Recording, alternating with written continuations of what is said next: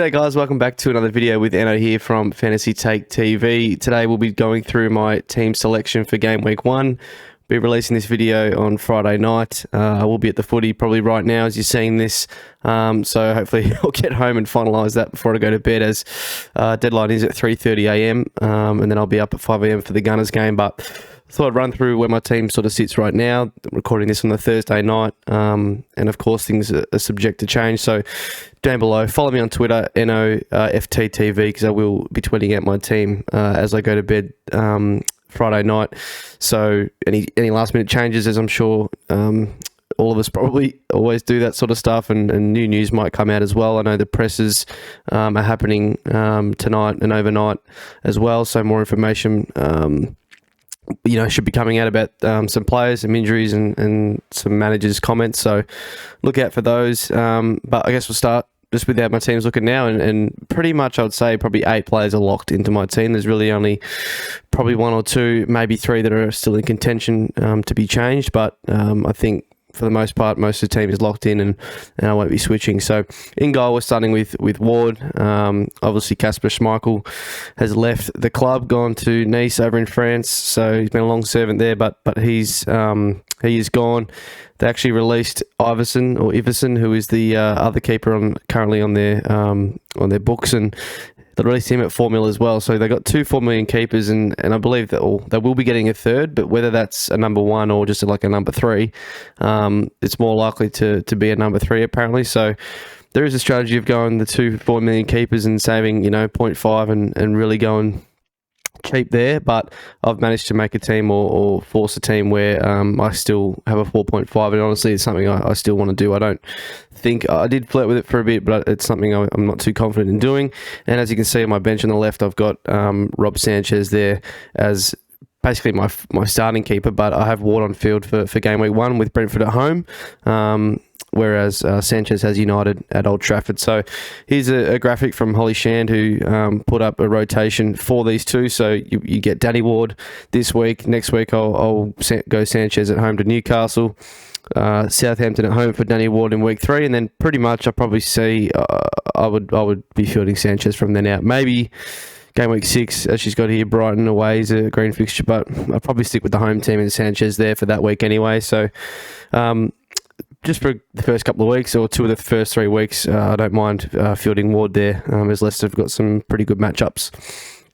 Then we'll get on to the defence. I mean, the rest of my bench is there, pretty straightforward. Neco Williams, the best 4 million defender. Andreas, the best 4.5 mid. And the 4.5 forward, I've had Greenwood, I've had Archer, I've had Taylor. Don't really know which way I want to go, but to be honest, I don't envisage any of them being relevant anyway. So I think Greenwood's the most likely to get minutes, but at the end of the day, I don't really care. So we'll get into the defence. And one man will probably already stand out, and I will explain it in a bit, but Trent, he's been in my team the whole preseason, and he should be in yours. I don't think we need to talk too much further there. Robbo's one who's pretty much been in my team 90% of the season, preseason, compared to Diaz. Have tried some teams with Diaz, but I just think I like Robertson way more. I like the fixtures. I see a lot more clean sheets, and they're more guaranteed than goals for Diaz, although Diaz can go nuts himself. But I just think Robbo, attacking in his own right, can get some returns as well, some attacking ones. So want to go with Robbo. Want to go with Cancelo as well. The only really city defender that I think I want to go with until we see what happens there. I think he's the most safe for minutes. They haven't really had a great preseason as far as continuity. Stones hasn't played a minute. Laporte's injured. So him, Diaz, going to be Ake, going to be Kyle Walker. Isn't Pep's first choice, but I still think it's good enough, obviously, to keep a lot of clean sheets, and we pick Cancelo for attacking returns anyway. Now, Rasmus Christensen. So, the Danish international, he's come across from Salzburg in Austria. They win the league comfortably every season over there, I feel, from what I can tell. But he had a really great season last year for them. Had 10 goals and assists across the season, I think, in 29 matches. Plays at right back, quite forward, and there is a stat or a table I want to bring up that was posted probably when he first sort of got signed by the FPL people, but in the Champions League, because Salzburg tend to always make the Champions League as they finish the top of the Austrian league, but he took the most shots in the Champions League by any fullback with 16. So, you see Trent there, 13, Cancelo, 11, up in the same echelon as those type of guys as taking shots on goal. So, played quite well in the preseason game, just gone the last one against Cagliari or the Italian side. They won 6-2, quite convincingly, but him and Aronson, linked up quite well on the right, and Rodrigo. So, look, Leeds are always going to be a great attacking team. The fixtures are actually really, really good for clean sheets. The defence is something you don't really want to trust, but the actual fixtures are probably as good as it's going to get in the first sort of 6 for clean sheets. So that will just be a bonus. I feel more want to pick him for his possible attacking returns. And if he gets one in a game, they happen to luck out on getting a clean sheet, he has really big potential and upside. And to be quite honest, this is where Perisic was in my team until now, because Conte's comments just came out saying he's still unsure with him or Sessegnon for that left wing back spot. Even Doherty may not be, a certainty either, who would probably, if Perisic was a doubt, I might have gone to Doherty, but I just think it's too, I don't know, they probably end up both starting, but I think it's just a little bit too risky to go for now.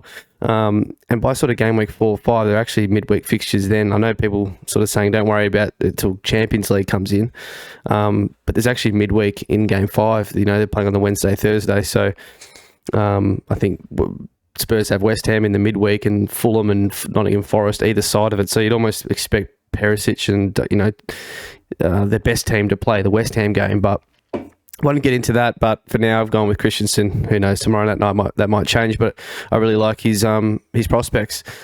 Then we'll go to the midfield, and pretty stock standard, and the 8 mil mid is this real spot that's in contention for now. So spoiler alert, I've got Gabby Jesus, but it makes me hesitant to go Saka. I really want to own Saka, but I just don't think triple Arsenal attack from the get-go is a good idea. Palace away and Leicester, the greatest fixtures, can score goals, no doubt in those, but it's game week 3 onwards where I sort of want, or the only reason I would triple up on an Arsenal attack would be from then. So it's either Kulusevski, who I think is got a great sort of differential for game week 1. I still even back them to get something against Chelsea, to be honest, in game week 2. But my thinking is it's either him or I take a risk on a City mid from the get go and try and get the one that's going to start the Bournemouth game. Whether that's Foden or Mahrez, I think I'd almost go Foden because I think he might come in game week 2. Mahrez, I think, starts game week 1, no doubt, but after that, it's tough. So at least I know Kulu is going to start. And then maybe I just hold him for game week 2, and then game week 3 probably go to Saka and go triple attack for the Bournemouth and Fulham fixtures that Arsenal have then. So I am still undecided here, and as an alternative, you could just go Mason Mount and know that he's going to play pretty much every game. But I think it'd be Kulu, or last minute I'll want to risk a City mid is probably the way I'll go, and pray, absolutely just pray that they start, not even really game week 1. Hopefully they start game week 2 is the main thing. So we'll see what I do there tomorrow night, or tonight when you're watching this. Gabby Martinelli, I think, just provides such great value at 6 million. His ownership is just continuing to rise, and for good reason. And then Neto, I think he's the best of the 5.5s. I think he's slightly better than Bailey just because of the long-term fixtures that Leeds have, that Wolves have. Villas are good, but for only really 2 or 3 weeks. So I think Wolves are really good for 5 or 6. So I think Neto, I trust him more. His numbers are better. It's just, he does have some injury problems, but I think his minutes will be better as well.